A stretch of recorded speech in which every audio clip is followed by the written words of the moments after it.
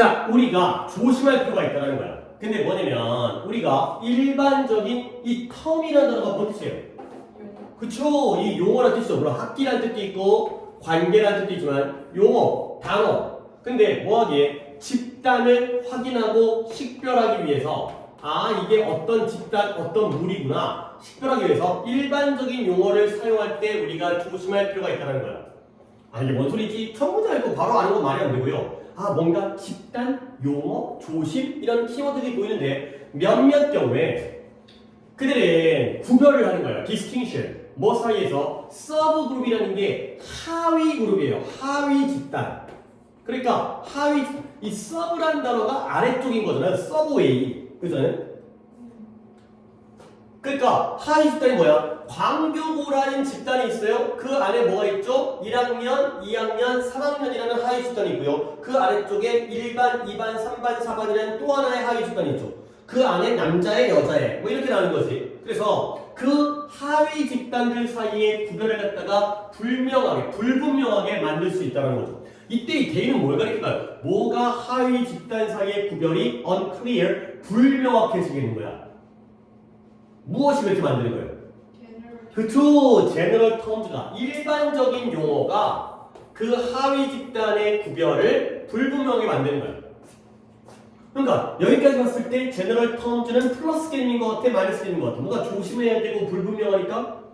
그래 이 주제 추론이라는 건 그 맥락을 잡는 거야. 이 글의 흐름을 잡는 거야. 자, 예를 들어서 과테말라와 멕시코 둘 다의 출신의 사람들이 라티노라고 설명되어진대요. 이 라티노라는 게 원래 이제 라틴 남미 중남미 사람들인데 이제 그거예요. 이제 유럽의 라틴족 사람들이 이제 프랑스라든가 스페인이라든가 포르투갈이 넘어가고 이제 그들의 자손들, 혼혈들 이런 것들이 라티노인데요. 일단 과테말라, 멕시코가 라티노야. 그러나 그들의 문화적 배경은 아주 다양해요. 근데 뭐에서 몇 가지 중요한 디멘션 차원이죠. 차원. 우리가 이제 3차원에 살고 있는 거잖아.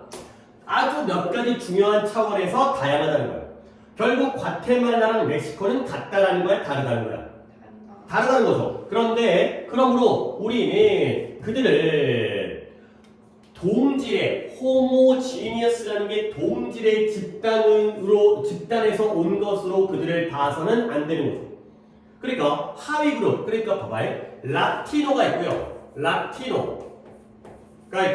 과테말라랑 멕시코는 이 라티노라는 무리의 상위 집단이에요, 하위 집단이에요? 잠깐만요. 봐봐요. 예를 들어서 과테말라와 멕시코 다에서 온 사람들이 라티노라고 묘사되어진대요. 오케이? 얘네들의 하위 집단이 과테말라와 멕시코가 되는 거죠. 오케이? 근데 어떻다? 얘네들의 문화적 배경은 아주 중요한 차원에서 달라요. 둘이 같아요, 달라요. 그러므로 우리는 그들이 그 과테말라와 멕시코가 동질의 집단 출신이라고 봐서는 돼요, 안 돼요? 안 돼요. 둘은 다르다는 거지. 근데 하나로 합치면 안 된다는 거죠. 요 얘기예요. 그리고 하나 더, 여기 호미오지니어스라는 아주 좋은 단어가 나왔는데 혹시 아래쪽에 나와 있나? 안 나와 있나? 나와 있네요. 여기 호미오지니어스 옆에다가 이게 더 어려운 단어긴 한데 헤테로지니어스라는 단어를 옆에다가 적어주세요. 호모지니어스가 동질이고요. 그 다음에 헤테로지니어스는 이질적인 서로 다른. 그래서 호모지니어스, 헤테로지니어스 조금 난이도 있는 단어들이긴 하지만 또 독해 많이 나오는 단어이기 때문에 알아두시면 확실히 도움이 되겠어요. 뭐 아래쪽에 있는 걸 기대하지 말고 미리 그냥 알아두자. 동질의, 동질적인, 이질적인. 자, 그 다음에 이제 과테말라랑 멕시코 끝났고요. 이와 비슷하게 에이시언 아메리칸, 아시아계 미국인이라는 용어가 blur라는 것도 unclear, 흐릿하게 하다. 분명하게 하는 게 아니라 흐릿하게 하는 거야. 무엇을 흐릿하게 하냐면 사람들 사이의 variation, 차이를 흐릿하게 하죠. 근데 어떤 사람들이냐? whose heritage라는 건 조상로부터 물려받은 유산이죠, 유산. 예를 들어 그 유산이 물려받은 유산이 중국인이든 한국인이든 일본인이든 그러한 사람들 사이의 차이를 흐릿하게 하는 거죠. 그러니까 여기도 하나의 개념이 나왔네요. 아시아가 있고 한중일이 있잖아요. 그러면 뭐가 상위 개념이에요? 아시아가 상위 개념이죠. 아시아 출신의 아시아 한중일이 있죠. 그러면 결국 이거는 무슨 얘기할까요? 한중일이 같다는 얘기일까요? 다르다는 얘기일까요? 달라요. 다 달라요. 아, 완전 다르잖아. 우리가 보통 그런 거 있지. 약간 그 사람 얼굴 딱 보여준 다음에 얘가 한국 사람, 일본 사람, 중국 사람 하면 약간 얼굴이 약간 다르지. 그 약간 다르. 일본 사람은 좀 약간 물론 일반적으로 그러니까 어떤 사람은 한국인인데 중국 사람처럼 생기거나 일본인인데 한국 사람처럼 생기거나 이것도 있긴 하지만 딱 보면 약간 그런 특징들이 좀 달라. 우리가 보기에는 좀 달라. 근데 얘를 갖다가 하나의 아시아로 통합하는 건 안 된다라는 글이에요. 이거 같은 예시야. 그래서 whenever 뭐뭐 할 때마다 이런 하위 집단들이 확인되어지고 식별되어질 때마다 우리는 뭘 사용해요? 좀 더 구체적인 용어를 사용하는 거죠. 자, 얘기는 끝났다. 그러면 아까 general terms가 나왔고요. 이번에는 specific terms가 나왔죠? 그러면 일반적인 용어고요. 구체적인 용어예요. 그러면 둘 중에 뭐가 플러스고 뭐가 마이너스가 되겠어요? generally? 그쵸? 이게 마이너스예요. 그러면 좀 더 하위 집단을 나타낼 수 있는 구체적인 스페시픽이 플러스가 되는 거죠. 라틴어라고 하지 말고 과테말라, 멕시코 나눠, 아시아라고 하지 말고 한중일 나눠가 되는 거죠. 그래서 마지막 문장 이거 한번 진솔이가 해볼까요? 윤솔이 해볼까요? 마지막이요? 우리가 더 많은 일반적인 용어를 사용할 때 그죠? 우리가 모든 서브그룹을 적용? 그렇죠. apply to 그들이 모든 하위 그룹에 다 적용될 거라고는 적용되지 않을 거라는 걸 기억해라. 가 되는 거죠. 근데 어떤 집단 내에 더 많은 일반적인 용어의 그렇죠. 좀 더 일반적인 용어로 묘사되어지는 그 집단 안에 있는 하위 그룹에게 다 적용되어지지는 않을 수 있다는 걸 갖다가 기억해라. 가 되는 거죠. 오케이? 그러니까 이제 이런 거 있잖아요. 그래서 이제 아시아인들은 냄새가 나. 아니 좀 그런 거. 근데 물론 좀 우리는 안 맞지만 냄새가 안 나지만 한국 사람들한테 마늘 냄새가 난다고 뭐 그런 얘기를 들어보긴 했는데 내가 맡아본 게 아니기 때문에 모르죠. 우리는 우리 냄새를 모르고 솔직히 서양 애들은 약간 누린내 나지. 진짜 좀 물론 인종마다 서로 냄새가 좋은 냄새는 아니니까 서로에게는. 그러니까 그래서 아시아인들은 무질서해. 근데 실제로 알고 보면 중국인들이 그냥 막 할게. 중국인들이 무질서하니까 한국인 입장에서는 기분 나쁘죠. 그렇죠? 일본인 사람도 좀 깔끔하고 질서를 잘 지키는 편이니까. 그래서 일반적인 용어, 아시아에 의해서 설명되어지는 그 집단 내 세부적인 하위 그룹들까지 다 이것들이 적용되는 건 아니다. 가 되는 거죠. 결국 제너럴보다는 스페시픽이 필요하다가 되겠어요. 오케이, 그러면 93번의 답을 찾으시면 4번에 각 나라의 고유한 문화를 존중할 필요가 있다. 차이를 인정해야 된다는 거 아니야? 존중보다는 같은 게 아니라 다르다는 거 아닐까? 같게 취급하지 마라. 1번에 우리는 일반적인이라고 해석한 걸 포괄적인이라고 바꾼 거죠. 포괄적인 넓은 용어가 서브 그룹 간의 차이를 blur, unclear, 모호하게 만들 수 있다가 되는 거죠. 이 글의 주제문은 뭐겠어요?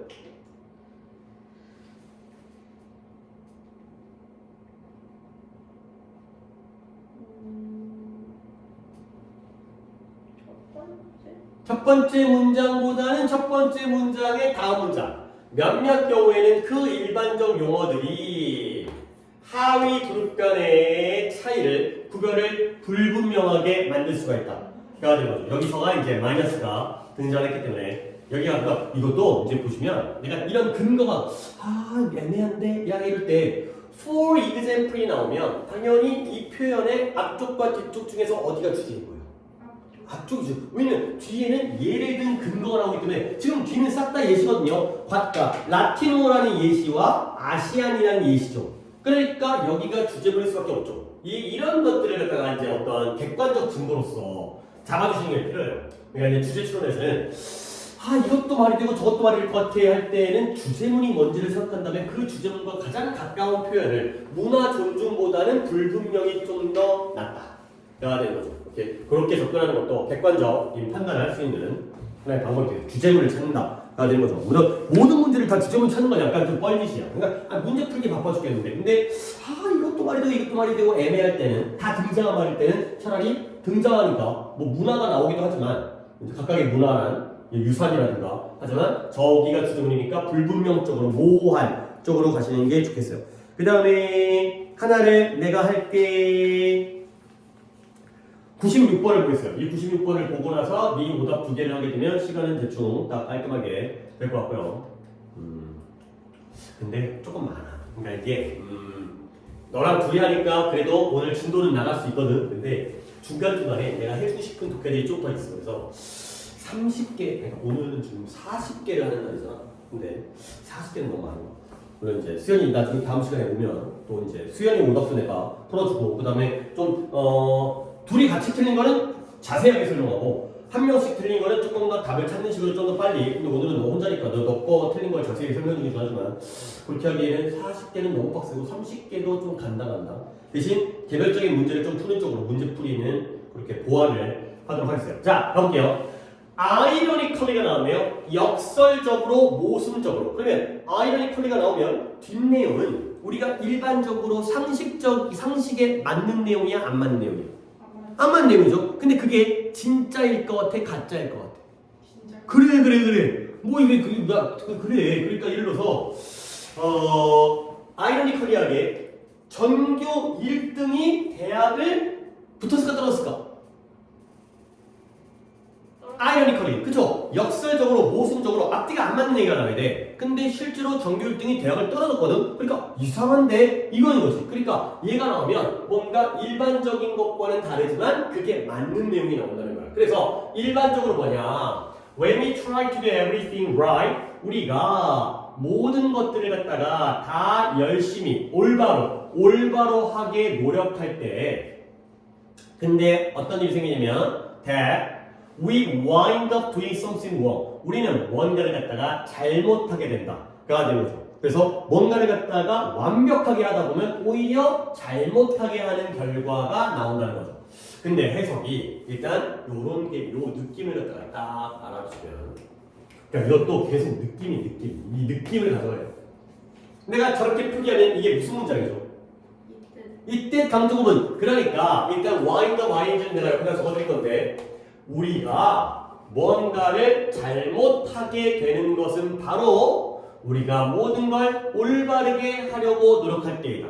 잘하려고 노력할수록 이상하게 안 되는 경우들이 있다는 거죠. 이때 강조문이구나. 그리고 이 wind가 wind가 아닙니다. 바람 wind가 아니라 wind. 감다 wind. 그 다음에 같은 표현은 end of ing예요. 두 개가 다 결국 뭐뭐 하게 되다. 결국에 뭐뭐 하게 되다.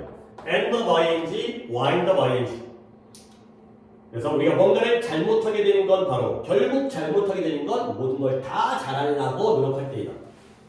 자, 그래서 이것도 또 봐야 돼. 그건 뭐 때문이냐면 봐봐요. the more 이런 걸 뭐라 그래? 그런 걸 뭐라 그래? the more 이런 걸 뭐라 그래? 더비호급, 그쵸. 그러면 더비호급은 뜻을 알지. 더 뭐뭐할수록 더 뭐뭐하게 되다. 근데 주의할 건 뭐냐면 이건 내가 내실 때도 얘기한 적 있었는데 the more bolds까지를 써야 되고요. the more likely까지를 써야 돼요. 그래 우리가 내실 때 이런 문법을 내가 얘기했으니까 먼저 해석을 보여드릴게요. 저글링이라는 게 저글링 그 서커스 같은 거 보면 공을 갖다가 막 여러 개를 갖다가 던져가지고 막 하늘에 던져가지고 이게 있지. 우리가 뭐 2개 정도는 할 수 있지만 막 3개, 4개를 딱 막 던져갖고 이제 이 뭐 타이밍을 잘 맞춰갖고 계속 잡고 던지고 해갖고 이거야. 그러면 the more balls 더 많은 공을 저글링 하려고 노력할수록 공을 갖다가 더 많은 공을 저글링 할수록 the more likely 너는 그 중에 하나를 뭐 할 가능성이 커져요? 떨어뜨릴 가능성이. 그러니까 많은 일을 갖다가 처리하다 보면 그 중에 한두 개 정도는 실수할 수가 있다는 거죠. 오케이? 그러면 더비호급에서는 뭐가 중요한 거냐면 이때 the more balls가 뒷문장에서 어디서 있다 나온 거야. 그치? 저그 more balls 더 많은 공을 저글 하려고 노력했어. 그러면 the more likely는 뒷문장에서 어디 있다가 나온 거야. 그치. 원래가 be likely to 뭐뭐 할 가능성이 있다. 그러면 정리하면 네가 더 많은 공을 적을 하려고 노력할수록 너는 하나를 떨어뜨릴 가능성이 더 커진다. 그러니까 더 쉬워진다. 아 이런 거야. 더비호급의 경우는 이렇게 밑줄이 어디까지인지 더 more까지가 아니라 더 more balls까지 더 more likely까지 쓴다는 것과 어디서 빠져나가는지까지를 챙기는 거야. 그래서 you have 너는 많은 extra curriculum가 교과 그러면 비교과 옛날에는 진짜 중요했죠. 지금 많이 중요도가 떨어져서 옛날에는 교내 대회라든가 동아리 활동이라든가 이런 것들을 굉장히 근데 지금은 거의 다 세특이니까 세특이 중요한 거니까 이런 것들 좀 빠졌지. 비교과 활동 공부하는 거 말고 동아리라든가 뭐 어떤 이제 그런 거 뭐 이제 학생회라든가 봉사활동이라든가 독서활동 비교과 활동이 너를 너의 첫 번째 선택의 대학으로 너를 집어넣어줄 거라고 희망하죠. 내가 대학 가기 위해서 학생부 종합으로 가니까 여러 스펙을 쌓는 거야. 그래서 너는 여러 시간을 써요. 근데 뭐해? 축구 동아리에서도 노력해 연습해야 되고 학생회니까 학생정부니까 학생회에도 출마하고요. 회장 선거. 그 다음에 여유로운 오후 시간에 여러 시간 동안 자원봉사까지를 갖다가 하는 데에 많은 시간을 갖다가 쓴다는 거죠. 오케이? 이 병렬 한번 볼까요? 이 병렬은 누구와 누구의 병렬이에요? 오늘 이제 아까 병렬 약간 이상한 거 하나 갖고 이건 그냥 일반적인 병렬이죠.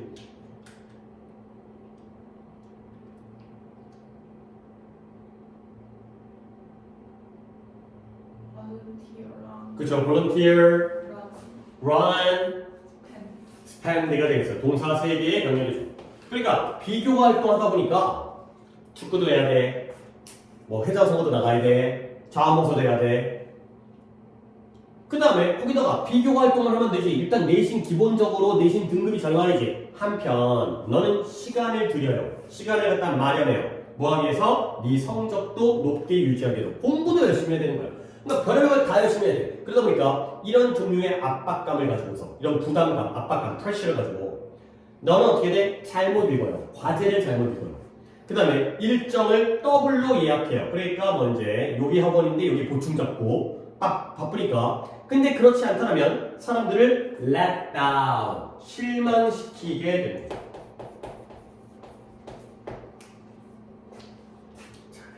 요거 하나가 나왔습니다. 솔직히 요 독해를 갖다가 하려고 했던 이유 중에 하나가 이것 때문에. 자, otherwise를 자 우리 한번 기억해 볼까? 일단 윤솔이 otherwise가 뭔 뜻인지는 알겠죠? 일단 우리 1단계 이 단어의 뜻을 먼저 아는 게 1단계. 일단은 얘가 그렇지 않다면의 뜻이라는 것 당연히 꼭 챙겨야 됩니다. 일단 1단계. 근데 2단계까지는 해야 돼. 3단계도 있긴 한데 2단계는 뭐냐면 이 그렇지 않다면의 의미, 내용적 의미 한국말로 이게 무슨 의미인지까지는 아셔야 돼요. 자 이제 저걸 해결해 드릴게요. 그러니까 해석해서 그렇지 않다면은 일단 기초 단계인 거고 그 다음 단계로 얘가 무슨 의미인지까지 알아야 돼. 봐봐요. 이런 종류의 압박감을 가지고서 네가 뭐한다? 과제를 잘못 읽어. 맨날 막 바쁘다 보니까 숙제를 잘못 읽어가지고 문법을 해야 되는데 독해를 해야 돼. 그 다음에 너의 스케줄을 더블로 약속을 잡는 거야. 그러니까 치과 가야 되는데 학원도 가야 되고 그 다음에 친구 만나야 되고 수행평가 해야 되고 조별평가제 해야 되고 근데 만약에 그렇지 않잖아요? 그러면 사람들을 실망시키게 되는 거야. 그러면 이때 otherwise 그렇지 않으면 됐죠? 1번은 근데 이 그렇지 않으면의 의미가 뭘 것 같아요? 뭘 안 하면?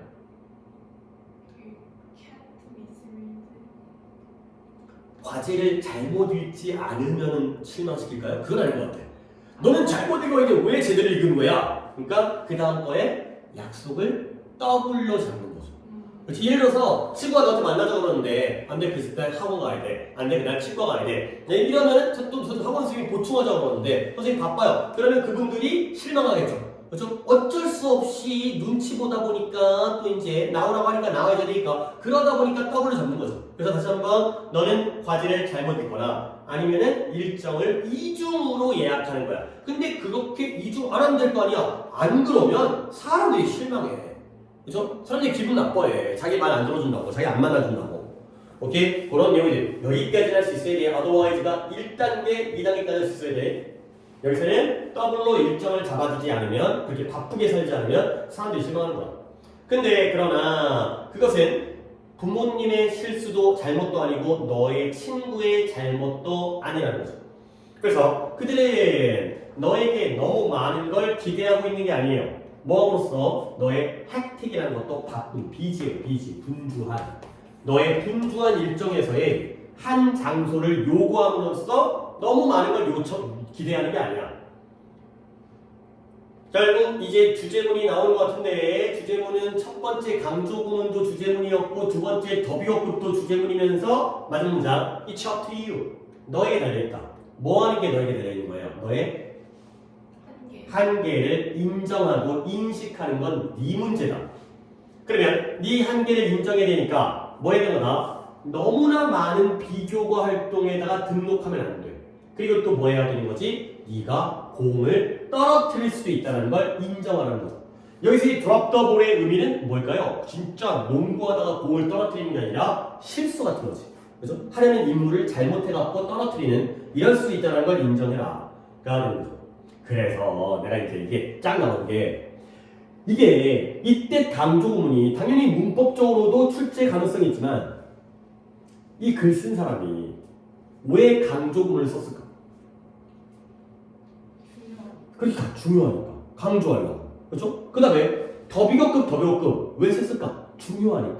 원래 문장이 아니라 이렇게 일부러 한번 바꾼 거잖아. 뭔가 이제 이런 거 있잖아. 글을 쓰다가 우리가 그런 거 뭐라 그래? 퇴고한다거나 퇴고라는 게 뭐야? 글을 수정하지. 딱 쓴 다음에 좀 더 이쁘게 어휘라든가 어떤 뭐 문장 구조라든가 흐름이라든가 그럴 때 쓰는 게 바로 강조구문이면서 더비어급인 거야. 처음부터 이게 훅 나오진 않아요. 그러다 보니까 여기가 중요할 수밖에 없는 거야. 그러니까 이 더비어급과 강조구문은 거의 다 주제문의 가능성이 굉장히 높아요. 결국 많은 공을 저글링하는 게 좋은 거야, 나쁜 거야? 떨어뜨릴 가능성이 높아지니까 안 좋은 게 되는 거죠. 모든 것들을 다 잘하려고 하다 보면 실수할 수가 있다. 까지가 되겠어요. 오케이. 그 다음에 이제 두 개를, 이거 시간은 또, 이제 이게 중요한 질문들을 내가 골라서 하다 보니까 오다 많은 것들 중에서 자, 300번 가서 보겠어요. 300번이 뭐였더라. 자, 오케이. 네? 300번을 틀렸다고? 근데 이거는, 그러니까 이런 문제는 답만 찾는데 좀 시간이 덜 걸려요. 빨리 할 수가 있어요. 이제 다음 시간에 같이 수업할 때에는 이런 것들은 좀 쉽게 착착착 가면 되겠어요. 300번. 맞지. 300번이 내가 이걸 보는 게 아니라 이걸 봐야 되는 거구나. 303번도 그러면 306번에 또 그렇구나. 내가 아까 거를 잘못 보고 있으니까 요즘에 딴 걸 보면서 아니 300번 봐봐. 상징이라는 건 모방적 표현과 다르다는 거야. 상징은 모방적 표현과 다르대요. 뭔 말이지? 예를 들어서 갑자기 또 예를 들어보니까 그래 여기 좀 쉬운 예시가 나오기 때문에 너 지도 같은 거 보면 이거 초등학교 때 배우잖아요. 이거 뭐예요? 학교예요. 학교. 니네 학교 이렇게 생겼어요? 이렇게 안 생겼잖아요. 그렇죠? 그러니까 이게 상징이잖아요. 상징은 니네 학교의 모양을 모방한 거야? 아니야. 니네 학교 어떻게 생겼어? 건물 하나 아니야? 잠깐만. 그려. 내가 저 옥상에서 보던 바에 의하면 이렇게 돼 있고 여기 운동장 있고 여기 후문 있고 이쪽으로 정문 나오지? 그렇지. 이제 여기 운동장인데 운동장도 어떻게 보면 고등학교 치고는 작은 거야. 니네가 운동 작아요, 그렇지? 그 다음에 여기에 야 건물이 그냥 이거 달랑 하나냐? 아니 약간 H형이에요. 오. 또 하나 있고.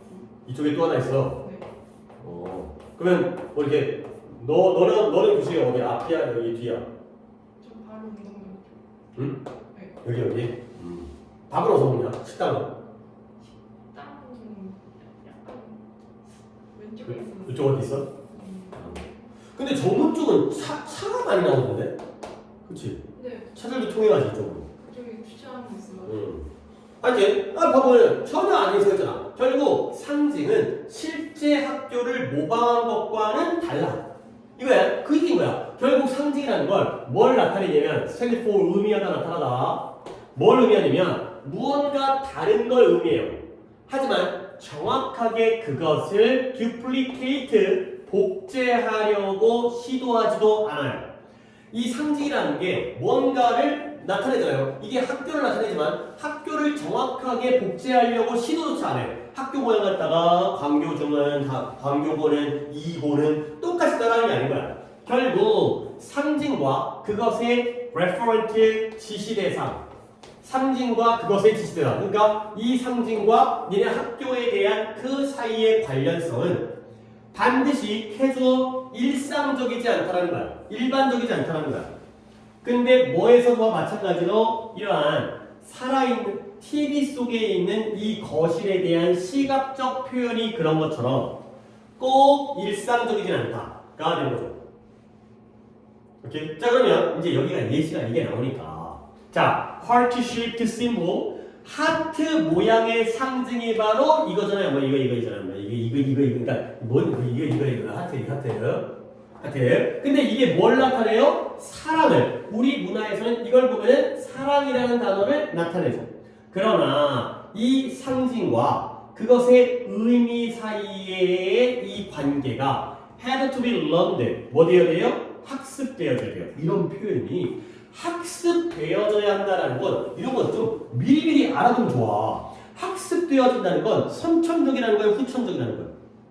그렇잖아. 그러니까 우리가 봐, 애기들한테 이걸 딱 보여주면은 애들이 아 행복해, 아 사랑해를 몰라. 이게 하트가 사랑의 의미라는 건 나중에 알게 되는 거야. 그렇죠? 뭐 편지에다가 하트를 뿅뿅 한다든가 카카오톡에다가 하트를 넣는다든가.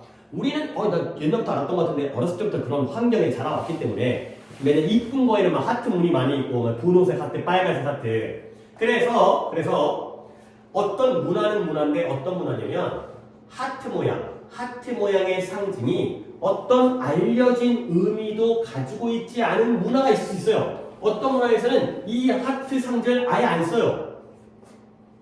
그러면 거기서는 어떤 반응을 얻어낼 가능성이 적어요. 또는 다른 반응이 나오겠죠. 그러니까 그 문화에 가서 내가 카톡에다가 하트를 갖다가 연락에 도배를 해도 이 새끼 뭐야? 이러죠. 아니면 뭐 짜증내고 너 미쳤냐? 가 되는 거죠. 다시 말하면 상징은 이해되어져요. 오직 뭐하기 때문에 그들이 공통의 관습적인 의미가 있기 때문에 공통적인 관습적인 의미가 있기 때문에 이 상징이 이해되어진다. 그러니까 예를 들어서 몇 살 정도 아까 한 5살짜리한테 이게 뭐냐고 물어보면은 학교이라고 얘기해 안 해? 안 해. 이거 뭐 깃발이에요, 깃발. 그렇죠? 이게 학교라고 초등학교 때 배웠기 때문에 아는 거지. 이게 하트, 사랑이라고 배웠기 때문에 우리가 아는 거죠. 처음부터 상징과 그것이 나타내는 의미 사이에 관련이 있는 게 아니라 그것들은 학습되어지고요. 관습적인 것이다. 배워야지만이 그런 의미를 갖는다가 되겠어요.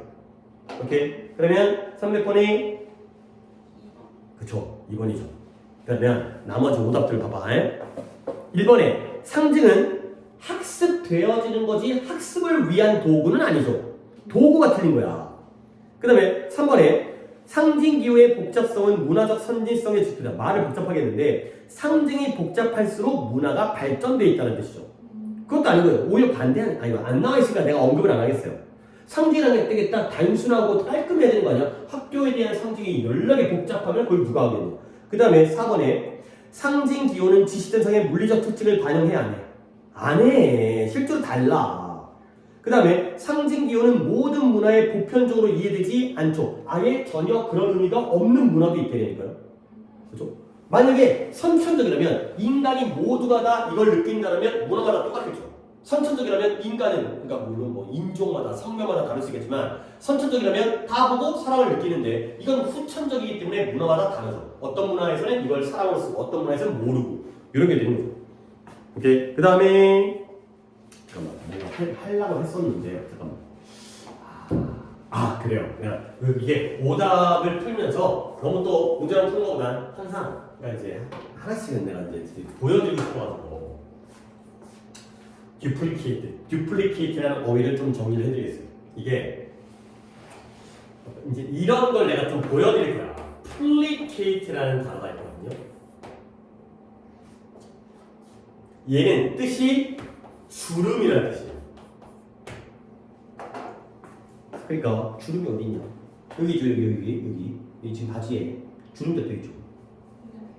그 다음에 또 약간 얼굴에 있는 주름은 윙클이라고 하는데 이게 뭔가 이제 이게 선이 바지밖에 없네 지금 나한테는 주름이 또 있는 게 이거죠. 근데 placate라는 단어는 네가 거의 못 볼 거예요. 오히려 이 placate부터 이야기는 시작되어지는 거예요. 자 보시면 이제 뭐부터 할까? implicate, explicate, complicate라는 단어가 제일 쉬운 단어. 그러니까 우리가 제일 알만한. 그 다음에 replicate, 그 다음에 duplicate 이렇게를 알아두는데 placate라는 단어를 알면 얘네가 한 큐에 다 해결이 돼요. 그러니까 이게 어원이라는 게 물론 모든 어원을 다 알 필요 없어요. 나도 몰라. 나도 내가 다 아는 것도 아니고. 근데 쓸모 있는 것만 나는 알고 있는 거거든. 애들이 공부할 때 도움이 되는 것만.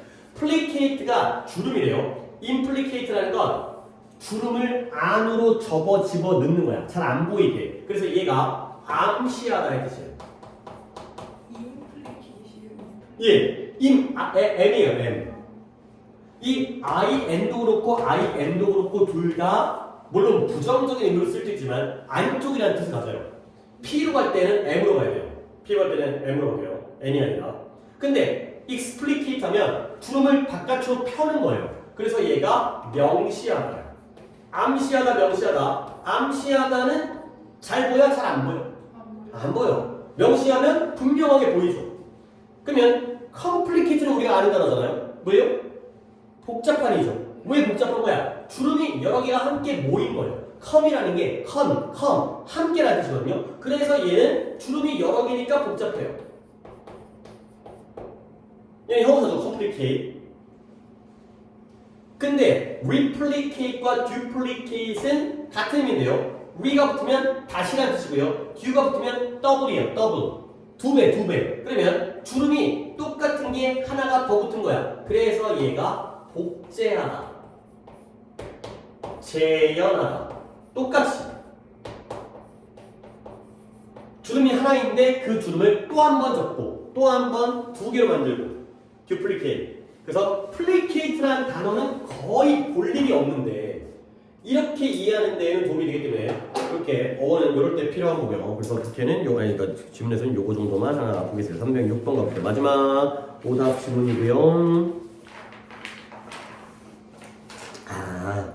근데 이거는 물론 상식적인 내용이기도 한데 이것도 어떻게 보면 상당히 소재가 안 나와요.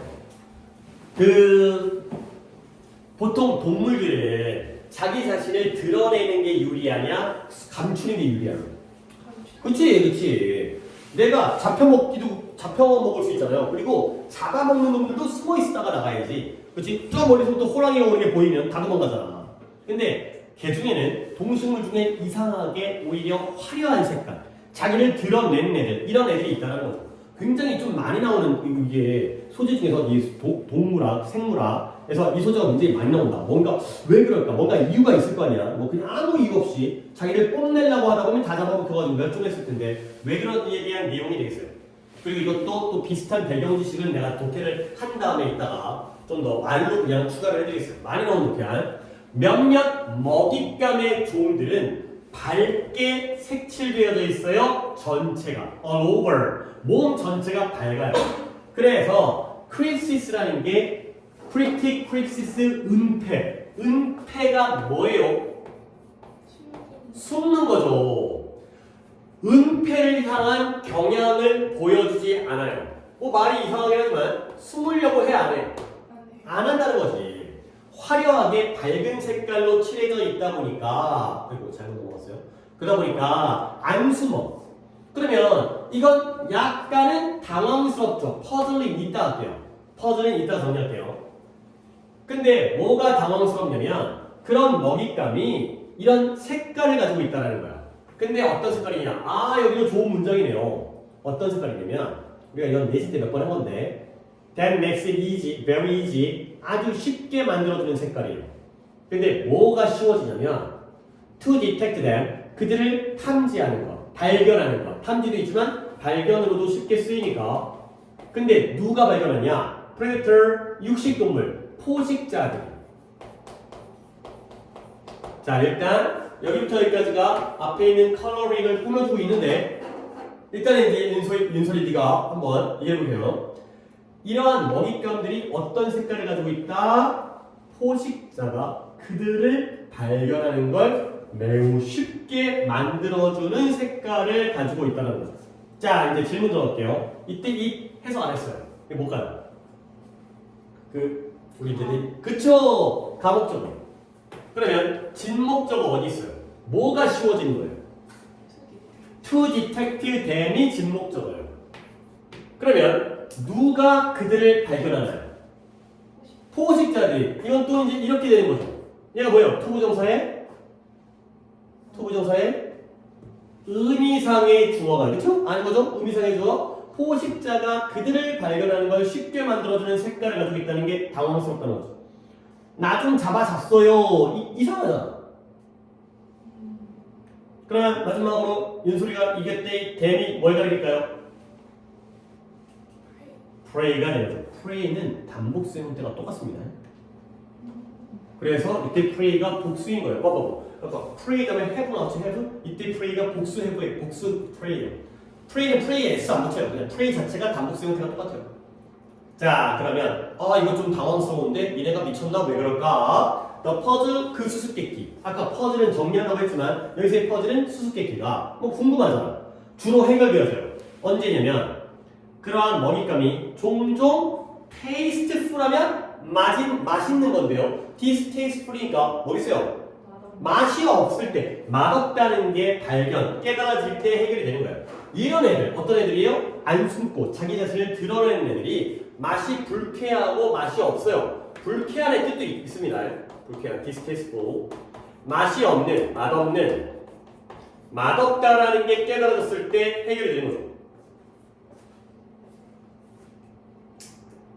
자, 그래서 동문서 좋다. 천천히 할 때 동가 봐. 주인공은 얘예요. 이때의 개수를 네가 빨리 파악하면 되는 거야. 근데 뻔하지. 내가 그때 물어보면 뻔하지. 증거는 증거인데 어떤 증거냐면 맛없는 먹잇감이 쉽게 detected, 발견되어지고 conspicuous, 눈에 띄는 것. 눈에 띄는 맛없는 먹잇감이 쉽게 발견되어지고 눈에 띄는 것이 오히려 유용하다라는 증거가 보고되어졌는데요. 누구에 의해서 기틀먼이라는 사람과 헐이라는 사람에 의해서 보고되어졌다. 그래서 증거는 증거인데 어떤 증거예요? 맛없는 애들은 오히려 쉽게 발견되어지고 눈에 띄는 게 더 쓸모있다라는 증거가 되는 거죠. 이때 뜻이 뭐다? 동격이 되겠어요. 동격의 뜻은 계속해서 이런 식으로 거의 내가 힌트를 주는 느낌으로 이 대 뭔 거 같아? 동격. 이 대 뭔 거 같아? 동격. 증거는 증거인데 이렇다라는 증거가 얘네에 의해서 보고되었구나. 자, 이제 실험이 나옵니다. 닭들이 제공을 했어요. 뭐냐면 브레드 크럼 빵 부스러기. 그러니까 이제 브레드 크럼은 빵 테두리에 있는 그 식빵 테두리에 있는 거라든가 피자 테두리라든가 이런 빵 부스러기를 갖다가 제공받았는데요. 이 빵 부스러기가 어떻게 만들어서 맛대가리가 없게 만들어진 거야. 빵 부스러기를 어떻게 맛없게 만들어진지 모르겠지만 뭐 간장을 쳤든 소금을 쳤든 근데 처음에 이 닭들이 이 빵 쪼가리 먹이를 갖다가 더 많이 먹었죠. 언제? 쉽게 발견되어질 때. 뭐라기보다는 발견하기 어려울 때보다는. 눈에 띄니까 닭들이 가갖고 먹었죠. 근데 그러나 이 뒷부분이 중요하겠죠? 그러나 그 눈에 잘 띄거나 conspicuous 쉽게 발견되어지는 그 먹이가 나중에는 훨씬 덜 먹혀진 거예요. 근데 뭐보다 숨어있는 먹이보다는. 그래서 아마도 닭들이 느낀 거야. 뭘? 더 쉽게. 뭐 하는 거예요? 이 맛없는 먹이를 피하는 걸 더 쉽다고 여기죠. 근데 언제? 그것이 숨어있을 때보다 오히려 conspicuous, 눈에 띌 때가 되겠어요. 자, 이제 정리할게요. 그러니까 이게 읽으면서 나는 이제 이걸, 그러니까 이게 훈련이 되면 되게 좋은 게 아직까지는 어색할 거야. 그러니까 읽으면서 머릿속에다가 어떤 그림이 그려지는 거거든. 근데 약간 처음에는 오히려 시간이 오래 걸려요. 근데 나중에는 이게 머릿속에서 이게 자동으로 되면은 진짜 쉽게 좀 약간 1등급이 좀 수월하게 나와요. 그러니까 굳이 막 열심히 솔직히 영어라는 과목은 우리가 시간을 많이 투자하면 안 되는 과목이기도 해. 그러니까 그렇다고 내 진짜 오해가 안 되는 게 공부하지 말라는 게 아니라 다른 공부를 확보를 시간 해야 하기 때문에 영어를 무조건 잘한다라기보다는 영어는 효율적으로, 그러니까 영어에다가 적절한 시간을 투자해서 최고의 효과를 내야 되는 거지. 근데 이 방법이 단어를 외우는 것도 중요하지만 그보다도 이 방법이 나중에 약간 공부를 좀 덜 했을 때 이 논리가 이게 있기 때문에 일단 한번 보여드릴게요. 이제 계속 머릿속에다 그림을 그리는 건데 예를 들어서 눈에 잘 띄는 컨스피큐스의 눈에 띄는 그러니까 색깔이 화려한 그 다음에 숨겨진 그러니까 은폐가 있고요. 은폐를 하는 애가 있고요. 안 하는 애가 있어요. 자 그러면 처음에는 누가 더 많이 먹혀요. 은폐를 안 하는. 그렇죠? 근데 물론 여기에 어떤 조건이 얘가 맛이 없어야 돼요. 그러면 나중에는 얘가 먹혀요 안 먹혀요? 안 먹혀요. 결국 그러면 이 글은 위에 있는 처음에 얘네가 많이 먹혔다는 게 중요한 거야? 나중에 안 먹혔다는 게 중요한 거야?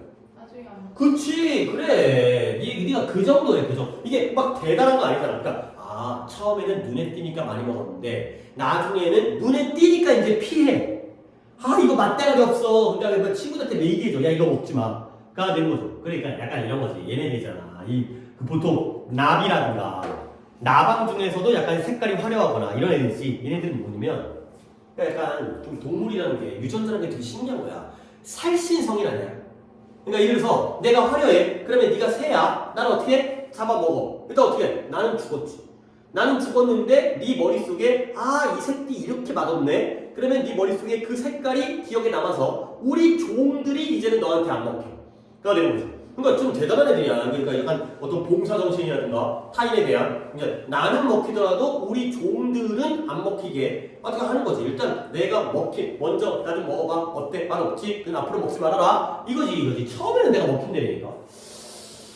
이런 거죠. 그러니까 이게 참 신비로운 게 그래서 약간 이 생물학적으로는 독해가 많이 나오기 때문에 너 그 매미 있잖아요. 매미 CK를 쓰는 매미들이 그거 알아요? 땅 속에서 오랫동안 애벌레로 있다가 여름에 성충이 돼갖고 맴 울다가 1년 만에 죽어버리는 거. 그거잖아. 여름에 막 매미 막 시끄럽잖아, 그렇지? 걔네가 몇 년 동안을 갖다가 땅 속에 살다가 지금 탈피해갖고 1년 동안 막 울다가 죽어버리거든. 근데 매미가 그 어렸을 때 그 기간, 애벌레로서의 유충으로서의 기간이 애벌레 기간이잖아. 몇 년 동안 그 기간이 소수인 거 알아요? 7, 11, 13, 17이냐? 19 이렇게 하는 거야. 얘네들은 이 기간이 이렇게 하는 거야.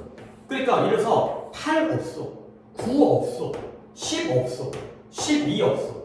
이게 배수가 있다, 약수가 있는 거잖아. 이거는 소수로 안 되니까. 근데 이게 얘네가 프라임 넘버 소수를 배워가지고 7은 소수니까 1과 자기 자신을 제외하고는 약수가 없기 때문에 나는 이때에 성충이 돼야지. 그게 아니죠. 뭐냐면 얘네가 서로 종이 다른 애들끼리 약수가 있으면 최소 공배수 겹칠 때가 많아. 겹치게 되면 먹이가 부족하겠지. 그러면 살기 불안해. 그러니까 이렇게 되면 얘네들은 77년 만에 만나는 거지. 얘네들은 오이씨 어떻게 되는 거야? 143년 만에 만나게 되는 거야. 이 매미랑 이 매미는 서로 다른 종이잖아.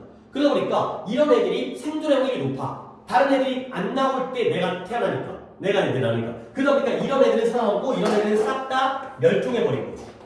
그치? 이것도 마찬가지야. 보시면 나는 죽었지만 이러다 보면 우리 종, 우리 나방, 우리 나비의 유전자가 많이 남아서 얘네가 생존돼 있는 거지. 그치?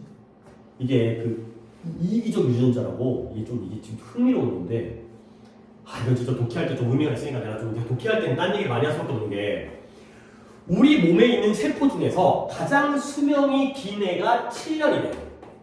이게 뭔 소리야? 우리는 최소 7년마다 세포가 다 물갈이가 되는 거야. 그러니까 우리가 예를 들어 상처가 나잖아요. 네. 그러면 이제 상처가 벗겨지면서 여기에 새살이 돋지. 피부 세포가 부활을 한 거야. 재생을 한 거야. 그 다음에 우리 몸에 있는 세포 중에서 제일 오래간 애들이 7년 후에는 다 죽는데 그러면 7년에 우리가 죽는 게 아니라 새로운 세포가 생기는 거지. 그러니까 예를 들어서 7년 전에 너와 지금의 너는 완전 다른 애야. 모든 게 다 바뀐 거지. 그치? 그치? 그런 거지. 그러면 생각 바꿔보면 그러면 우리가 예를 들어서 계속해서 세포가 부활을 한다면 영원히 살 수 있는 거 아니야? 그렇잖아. 새로운 세포가 탄생을 하는 거 아니야? 그렇지? 근데 우리가 영원히 살지 못한 이유는 우리 세포들이 나이가 들잖아요. 재생을 안 하기 시작한대요. 그러니까 젊었을 때에는 다치면 빨리빨리 새살이 돋거든. 근데 나이 들면은 아파도 다 잘 안 나. 회복이 안 돼. 이런 거거든. 그러니까 우리 유전자가 우리의 세포의 부활을 막고 있는 거야. 못하게 하려고. 이게 왜 그러냐면 부활을 시키잖아. 그러면 나는 오래 살겠지. 네. 근데 내가 죽어야 돼. 내가 죽어야지 나보다 더 뛰어난 후세대들이 더 편하게 살 수 있는 거예요. 그러니까 그러니까 우리가 우리 종족을 번식하기 위해서 일부러 죽이는 거야. 그러니까 이게 진화 발전이라는 게 한 세대만의 차이는 안 나지만 상대적으로 윗세대보다는 다음 세대가 그 다음 세대가 조금씩은 더 발전하거든. 미묘한 차이지만 뭐 10만 년, 100만 년 흐르면 확 차이가 나겠지. 그렇지? 그러니까 우리보다는 그러니까 할아버지 세대보다는 아빠 세대가 아빠 세대보다는 너네 세대가 너네 세대보다는 그 다음 세대가 더 뛰어난 유전자야. 그러니까 우리 인류를 위해서는 우리가 죽어야 돼. 내가 죽어야지만이 내가 내 먹을 걸 얘한테 줄 수 있는 거지. 넘겨줄 수 있는 거지. 그러니까 이게 딱 어떻게 보면 우리 인간이라는 게 나를 위해 사는 것 같지만 인간이라는 전체 종족을 위해 살아간다니까. 그래서 이게 이걸 것 같아.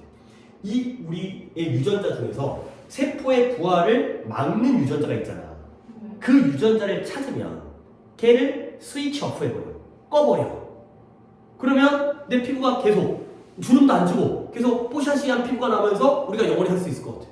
그러니까 그렇게 어려운 일은 아니지 않을까? 그러니까 뭐 물론 내가 안 해봐서 모르겠지만 뭐 유전자가 23개, 23쌍인가? 46개 유전자 있잖아요. 네. 그 얘가 세무 시간에 이렇게 꼬리레베 염색체가 들었잖아. 이 중에서 조금씩 발견하고 있거든. 아 여기가 눈 색깔을 결정하고, 여기가 키를 결정하고, 뭐 여기가 뭐 두뇌를 결정하고 이런 거 있거든. 그랬을 때 여기가 세포의 부활을 막는 유전자가 어딘지를 딱 찾으면은 물론 뭐 잘못하다가 약간 사람이 이상해질 수 있지만 여기 갖다가 작동을 안 하게 만들면 우리는 계속 새로운 세포가 해갖고 영원히 살겠죠.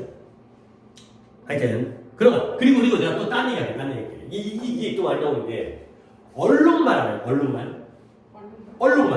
얼룩말 스트라이프 무늬잖아요. 그렇지? 근데 얼룩말이 아프리카 초원지대에 살잖아. 근데 어느 곳도 그 얼룩말의 자연 환경 중에서 얼룩말의 무늬인 데가 없지. 자연환경에서 흰색과 검정색의 스트라이프 무늬가 어디 있겠어요? 그렇지? 근데 왜 얼룩말은 그 무늬를 가졌느냐? 이것도 독해에 나오는 거야. 그러니까 눈에 잘 띌 거 아니야. 그러니까 다 누런데 얘만 흰색 검정색이니까 이유가 얼룩말이 다 집단 생활을 하기 때문이래. 그러니까 얼룩말이 스트라이프면 혼자 있으면 눈에 너무 잘 띄어. 근데 무리를 져 있으면 문제가 뭐냐면 어디가 대가리이고 어디가 꼬리인지 안 보여. 그러니까 이게 사자가 또는 이제 하이에나라든가 치타가 쟤를 딱 목표로 한 다음에 걔를 어디 쪽 가야 되냐면 머리 쪽으로 가야 돼. 이 멱살 갖다가 동물의 한국 보면 모가지를 칵 물어갖고 이제 죽이잖아. 근데 이 얼룩말들은 잘못해가지고 꼬리 쪽으로 가면 뒷발차기에 당하게 되면은 얘들도 타격이 크거든. 그러니까 목표를 설정해서 걔의 대가리 쪽으로 머리 쪽으로 가야 되는데 얘네가 모여있으면 안 보여.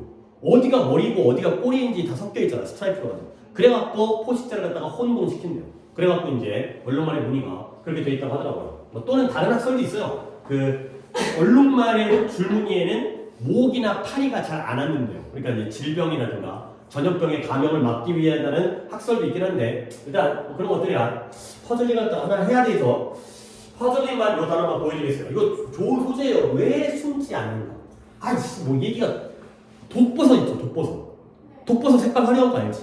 아 물론 뭐 솔직히 나도 독버섯 실제로 보지 못했어요. 뭐 이제 왠 산에 가면 이제 저거 독버섯인가 이러잖아요. 근데 걔네들은 일부러 먹히기 위해서 색깔이 화려한 거야. 그러니까 얘네들은 그러니까 독버섯은 얘는 먹으면 맛이 없지. 그러니까 다시 안 먹을 거 아니야. 근데 독버섯은 먹으면 어떻게 돼? 죽으니까 얘네들은 기억도 못 남아. 그러면 얘네들은 다 먹히기 위한 거거든. 잘 보여서 왜 그러냐면 독버섯은 식물 중에서 영양분이 굉장히 많이 필요하대. 그러니까 그냥 땅에 있는 양분으로는 못 커.